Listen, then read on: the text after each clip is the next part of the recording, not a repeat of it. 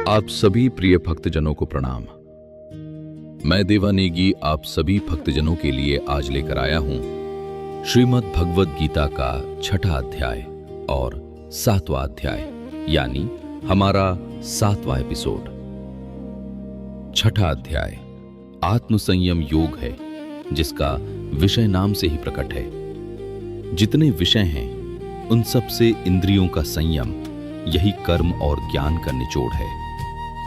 सुख में और दुख में मन की समान स्थिति, इसे ही योग कहते हैं। 6ठे अध्याय में इतना ही। भक्तजनों, अब मैं आपको 7वां अध्याय के बारे में बताऊंगा। अगर आपने हमारा चैनल सब्सक्राइब नहीं किया है तो जरूर सब्सक्राइब कर लें। आइए अब जानते हैं 7वां अध्याय के बारे में। 7वां अध्याय। 7वें अध्याय की संज्ञा ज्ञान विज्ञान योग है। ये प्राचीन भारतीय दर्शन की 2 परिभाषाएं हैं। उनमें भी विज्ञान शब्द वैदिक दृष्टि से बहुत ही महत्वपूर्ण था। सृष्टि के नानात्व का ज्ञान विज्ञान है और नानात्व से एकत्व की ओर प्रगति ज्ञान है। ये दोनों दृष्टियां मानव के लिए उचित हैं। इस प्रसंग में विज्ञान की दृष्टि से अपरा और परा प्रकृति के इन 2 रूपों की जो सुनिश्चित व्याख्या यहां गीता ने दी है, वह अवश्य ध्यान देने योग्य है। अपरा प्रकृति में 8 तत्व हैं: पंचभूत, मन, बुद्धि और अहंकार। जिस अंड से मानव का जन्म होता है उसमें ये 8 रहते हैं, किंतु ये प्राकृत सर्ग है, अर्थात ये जड़ है।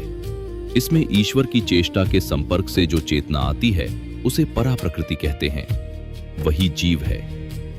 8 तत्वों के साथ मिलकर जीवन 9वां तत्व हो जाता है।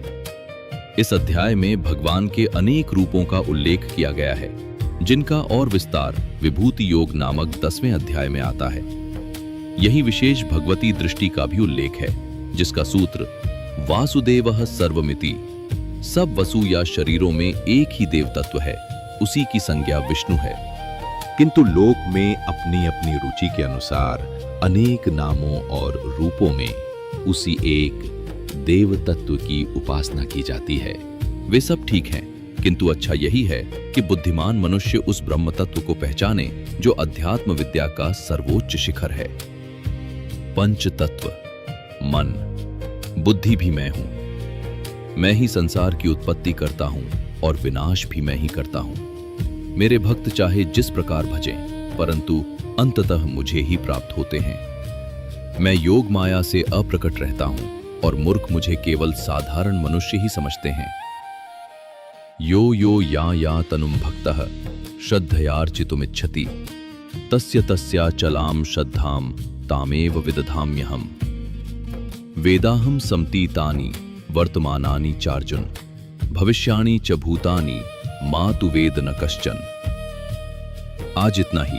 अगले एपिसोड में हम गीता के 8वां अध्याय और 9वां अध्याय के बारे में बताएंगे। आप हमारा चैनल सब्सक्राइब जरूर कर लें